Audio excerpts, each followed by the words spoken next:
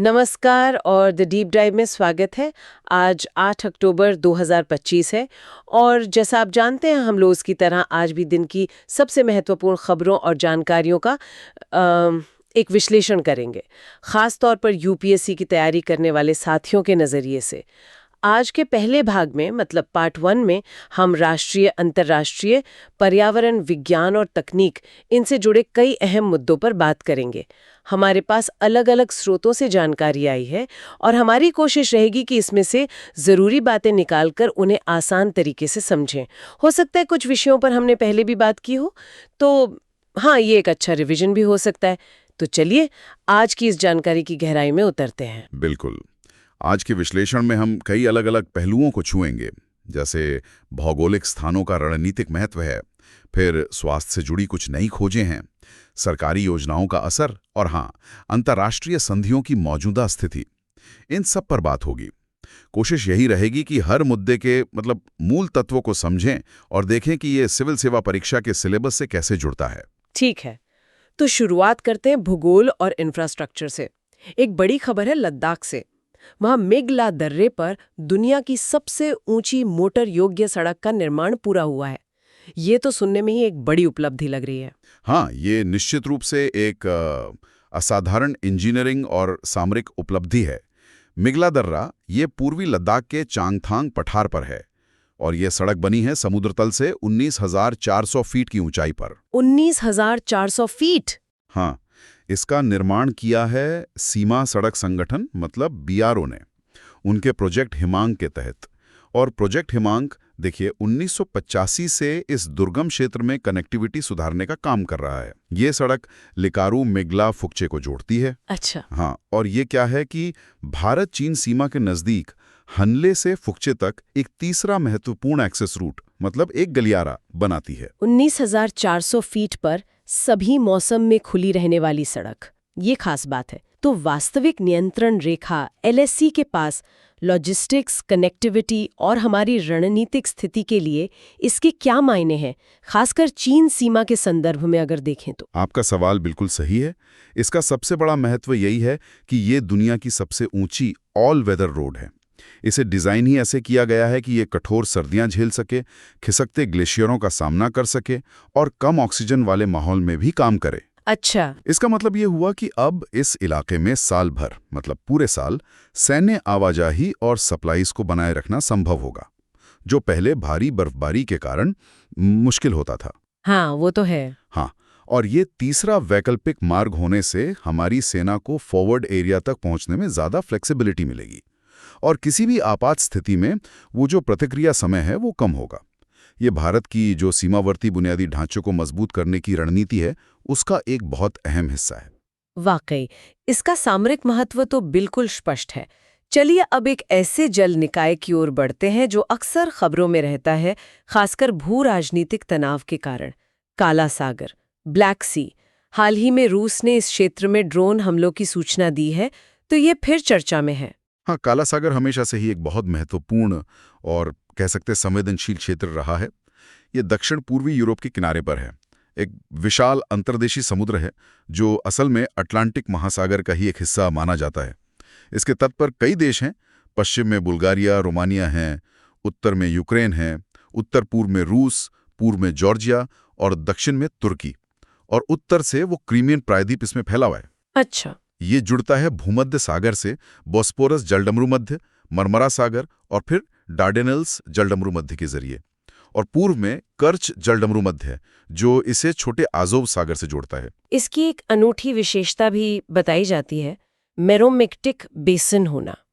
ये क्या चीज़ है और क्या इसका वहाँ की नौसैनिक गतिविधियों या इकोसिस्टम पर कोई खास असर पड़ता है? हाँ, ये इसकी एक बहुत ही खास बात है। काला सागर दुनिया का सबसे बड़ा मेरोमेक्टिक बेसिन है। मेरोमेक्ट? हाँ, इसका मतलब ये है कि इसकी जो गहरी और ऊपरी परतें हैं ना पानी की, उनका आपस में मिश्रण मिक्सिंग लगभग नहीं होती। नतीजा ये है कि जो निचली परतें हैं वो ऑक्सीजन रहित हैं, एनॉक्सिक। वहां जीवन लगभग न के बराबर है। अच्छा, ऐसा क्यों? ये स्थिति बनती है क्योंकि डैन्यूब, नीपर जैसी बड़ी नदियां इसमें ताज़ा पानी लाती हैं जो हल्का होता है, और भूमध्य सागर से खारा भारी पानी आता है, तो ये परतें अलग अलग रहती हैं। पारिस्थितिक रूप से तो ये इसे एक अनोखा लेकिन संवेदनशील इकोसिस्टम बनाता है। और सामरिक रूप से देखें तो सतह की गतिविधियां जैसे जहाज या पनडुब्बी वो नीचे की स्थितियों से ज्यादा प्रभावित नहीं होती। लेकिन पानी की परतों का ये जो अलगाव है, ये सोनार जैसी तकनीकों के प्रदर्शन को प्रभावित कर सकता है। और व्यापार की दृष्टि से तो ये बहुत महत्वपूर्ण है ही, रूस और यूक्रेन के अनाज और ऊर्जा निर्यात के लिए। और नेटो और रूस की नौसैनिक मौजूदगी इसे लगातार एक तनाव का केंद्र बनाए रखती है। ये जानकारी काला सागर की जटिलता को समझने में वाकई मदद करती है। अच्छा, अब भारत की नदियों पर आते हैं। भवानी नदी, ये हाल ही में एक घायल हाथी के नदी में देखे जाने की वजह से चर्चा में आई। ये घटना हमें नदियों के किनारे मानव वन्यजीव संघर्ष की भी याद दिलाती है। इस नदी के बारे में कुछ प्रमुख बातें क्या हैं? देखिए, भवानी नदी जो है वो कावेरी की एक प्रमुख सहायक नदी है और तमिलनाडु की दूसरी सबसे बड़ी नदी भी। इसका उद्गम होता है पश्चिमी घाट की नीलगिरी पहाड़ियों से। खास बात यह है कि ये केरल के प्रसिद्ध साइलेंट वैली नेशनल पार्क के बीच से गुजरती है। साइलेंट वैली से? अच्छा। और फिर वापस तमिलनाडु में आकर भवानी शहर के पास कावेरी में मिल जाती है। इसकी कुल लंबाई करीब 217 किलोमीटर है और ये एक बारहमासी नदी है, मतलब साल भर बहती है। इसका जो जल ग्रहण क्षेत्र है वो 3 राज्यों में फैला है। तमिलनाडु में सबसे ज्यादा लगभग 87%, फिर केरल में 9% और कर्नाटक में भी 4%। इस पर 2 मुख्य बांध हैं, भवानी सागर बांध और कोडिवेरी बांध। एक तरफ तो कृषि पर इतनी निर्भरता है, आपने बताया कि लगभग 90% पानी सिंचाई में जाता है, और दूसरी तरफ ये साइलेंट वैली जैसे इतने संवेदनशील संरक्षित क्षेत्र से गुजर रही है। ये नदी प्रबंधन में संतुलन साधने की एक बड़ी चुनौती दिखाता है ना? बिल्कुल, यही इस नदी के प्रबंधन की सबसे बड़ी जटिलता है। आप सही करिए। एक ओर ये तमिलनाडु के एक बड़े कृषि क्षेत्र के लिए जीवन रेखा है, तो दूसरी ओर इसका प्रभाव साइलेंट वैली जैसे महत्वपूर्ण जैव विविधता हॉटस्पॉट के स्वास्थ्य के लिए बहुत जरूरी है।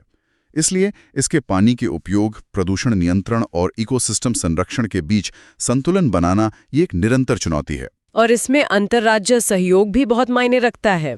हाँ, और संगमेश्वर मंदिर जो इसके और कावेरी के संगम पर है, वो इसका सांस्कृतिक महत्व भी दिखाता है। और अब थोड़ा प्राचीन इतिहास की ओर चलते हैं। मिस्र के मशहूर करनाक मंदिर परिसर पर एक नया भू-पुरातात्विक अध्ययन सामने आया है। ये क्या बता रहा है? अपने पर्यावरण के साथ तालमेल बिठाती थी।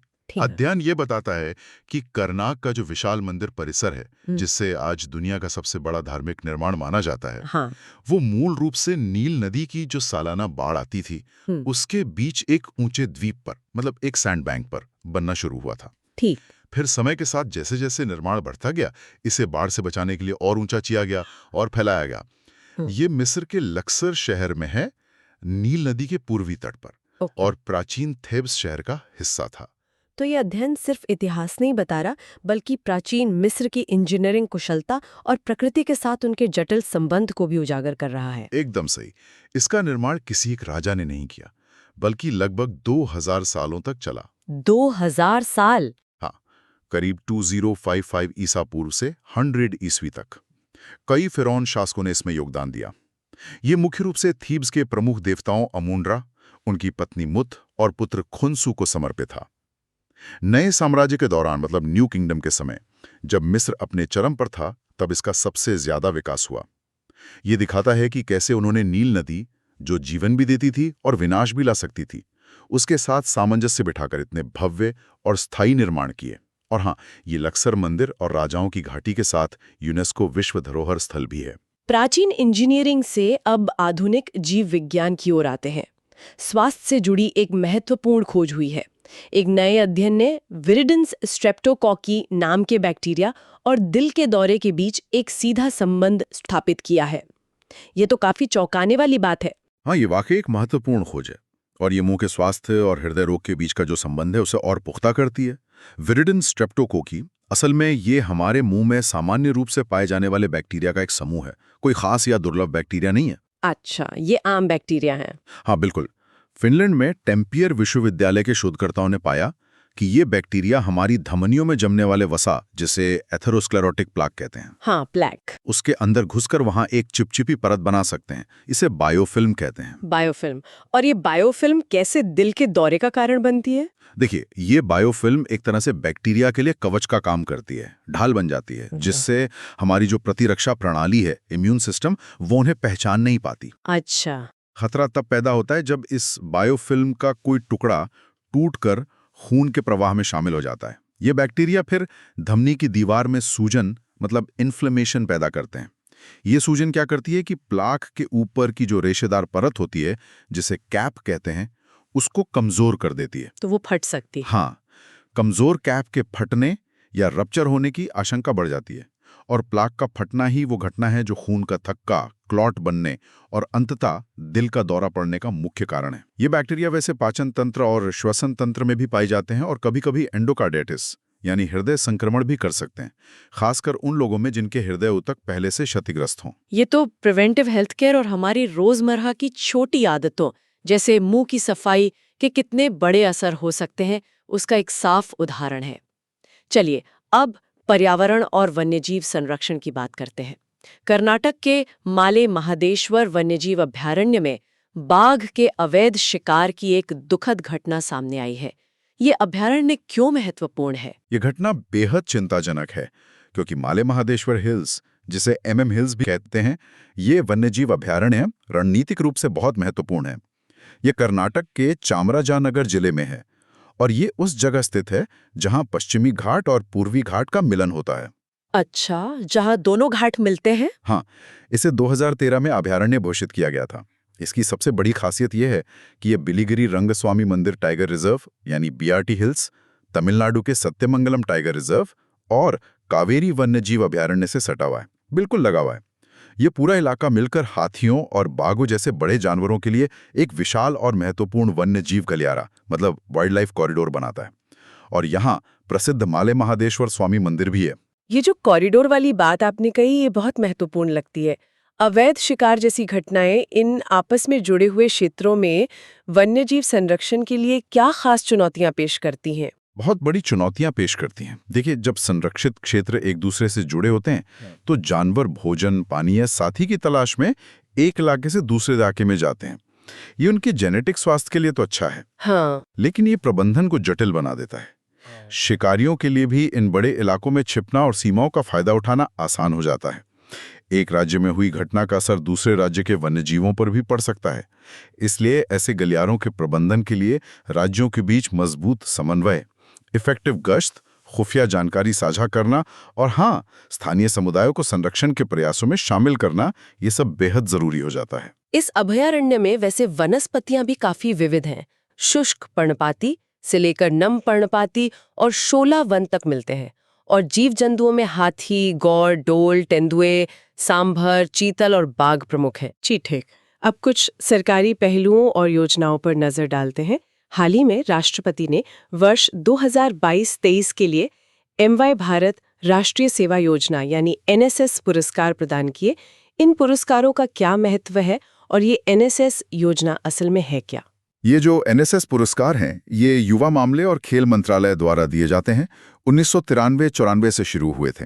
इनका उद्देश्य है स्वैच्छिक सामुदायिक सेवा और राष्ट्र निर्माण में युवाओं, NSS इकाइयों और कार्यक्रम अधिकारियों के असाधारण योगदान को पहचानना और उन्हें सम्मानित करना।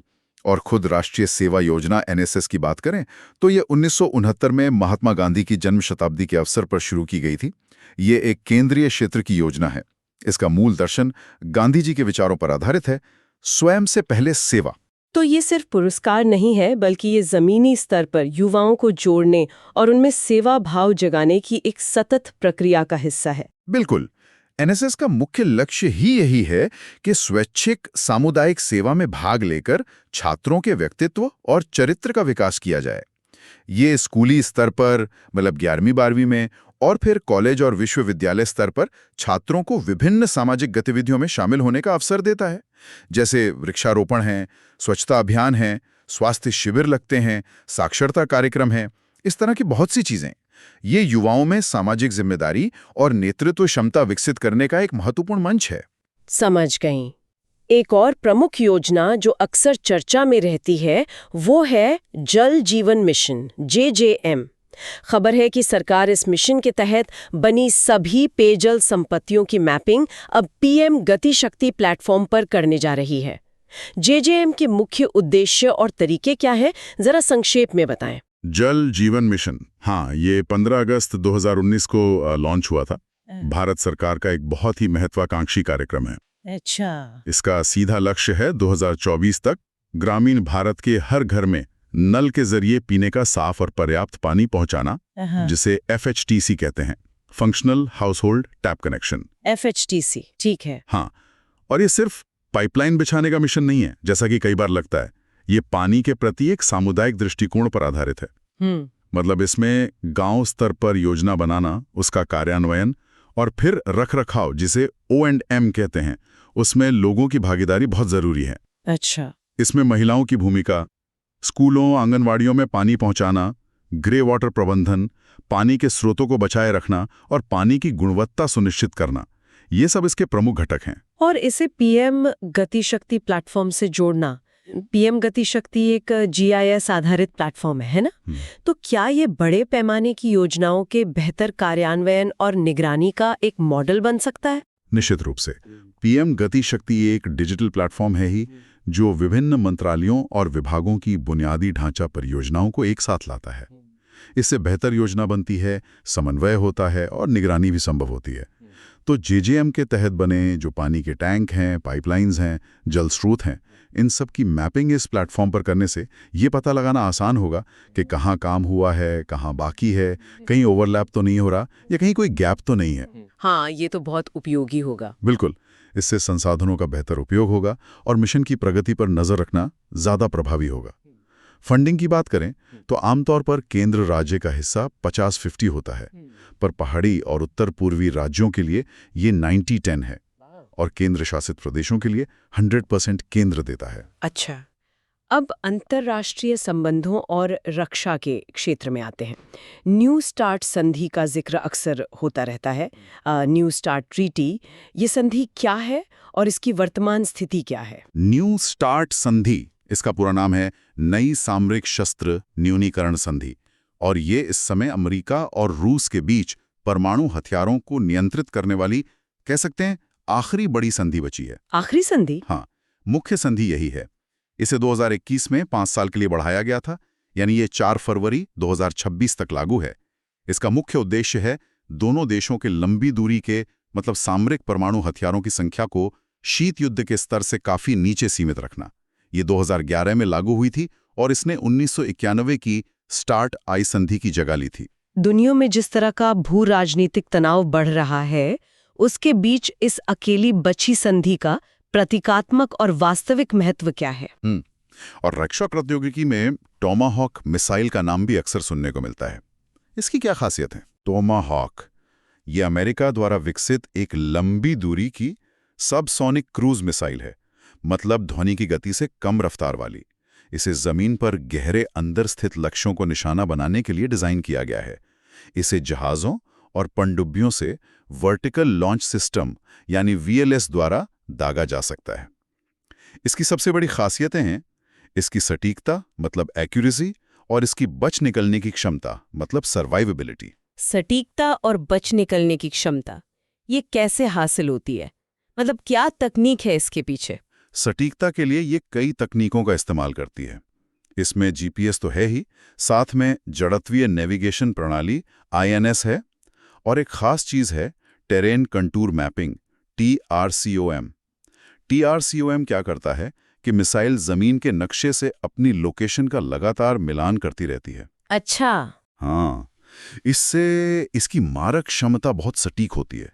कहते हैं कि खता की गुंजाइश, एरर मार्जिन, महज 10 मीटर के आसपास होती है, और बच निकलने की क्षमता इसे मिलती है क्योंकि ये बहुत कम ऊंचाई पर उड़ती है और इसका रास्ता सीधा नहीं होता, ये घुमावदार रास्ते से भी जा सकती है। इससे दुश्मन के रडार और एयर डिफेंस सिस्टम के लिए इसे पकड़ना मुश्किल हो जाता है। रेंज कितनी है इसकी? रेंज लगभग 2400 किलोमीटर तक हो सकती है, और ये पारंपरिक या क्लस्टर बॉम्ब ले जा सकती है। पहली बार इसका व्यापक इस्तेमाल 1991 के खाड़ी युद्ध ऑपरेशन डेजर्ट स्टॉर्म में हुआ था। इसकी सटीकता और लंबी दूरी इसे आधुनिक युद्ध में एक महत्वपूर्ण हथियार बनाती है। लेकिन आपने बताया कि इसकी अनुमानित लागत भी लगभग $2 मिलियन प्रति मिसाइल है, जो काफी ज्यादा है। हाँ, ये बेहद उन्नत और महंगी तकनीक है, इसमें कोई शक नहीं। तो ये थे 8 अक्टूबर 2025 भाग 1 के कुछ प्रमुख करंट अफेयर्स जिन पर हमने आज विस्तार से बात की। हमने लद्दाख की नई सड़क से लेकर काला सागर की भू राजनीति, भवानी नदी का पारिस्थितिक संतुलन, करनाक मंदिर के रहस्य, मुंह के बैक्टीरिया के स्वास्थ्य प्रभाव, MM हिल्स के संरक्षण, NSS और JGM जैसी योजनाओं और न्यू स्टार्ट संधि व टोमाहॉक मिसाइल तक कई महत्वपूर्ण पहलुओं को छुआ। बिल्कुल, हमने देखा कि कैसे मिगला दर्रे की सड़क भारत की रणनीतिक क्षमता को बढ़ाती है। काला सागर अपनी भौगोलिक स्थिति और वो जो मेरोमेक्टिक प्रकृति है उसके कारण व्यापार और तनाव दोनों का केंद्र है। कैसे साधारण दिखने वाले बैक्टीरिया भी गंभीर स्वास्थ्य जोखिम पैदा कर सकते हैं, और कैसे जल जीवन मिशन जैसी योजनाएं जमीनी स्तर पर बदलाव लाने का प्रयास कर रही हैं। साथ ही न्यू स्टार्ट संधि जैसे समझौते अंतर्राष्ट्रीय सुरक्षा के लिए कितने नाजुक लेकिन कितने जरूरी हैं। ये सभी विषय न केवल जानकारीपूर्ण हैं, बल्कि यूपीएससी परीक्षा के विभिन्न पेपर्स के लिए, चाहे वो भूगोल हो, पर्यावरण विज्ञान, शासन या अंतर्राष्ट्रीय संबंध, अत्यंत महत्वपूर्ण है। आज की चर्चा से निकले मुख्य बिंदुओं को याद रखना उपयोगी होगा। और अंत में एक विचारणीय प्रश्न छोड़ जाते हैं जो आज की कई चर्चाओं से जुड़ता है। जैसे जैसे हम अपनी रणनीतिक और विकास संबंधी जरूरतों के लिए हिमालय जैसे मिगला सड़क का मामला था, या पश्चिमी और पूर्वी घाट के संगम जैसे माले महादेश्वर क्षेत्र, इन जैसे नाजुक पारिस्थितिकी तंत्रों में बुनियादी ढांचे का विकास कर रहे हैं, हम सतत विकास और पर्यावरण संरक्षण के बीच जो आवश्यक संतुलन है उसे कैसे सुनिश्चित कर सकते हैं? ये एक ऐसा सवाल है जिसका जवाब ढूंढना भविष्य के लिए बहुत महत्वपूर्ण है। इस पर सोचना चाहिए। बिल्कुल, एक बहुत ही प्रासंगिक सवाल है ये। उम्मीद है कि ये विश्लेषण सबके लिए उपयोगी रहा होगा। यदि आपको ये चर्चा पसंद आई तो कृपया इसे लाइक करें और भविष्य के विश्लेषणों के लिए हमारे चैनल को सब्सक्राइब करने ना भूलें। कल के विश्लेषण में फिर मिलेंगे। धन्यवाद।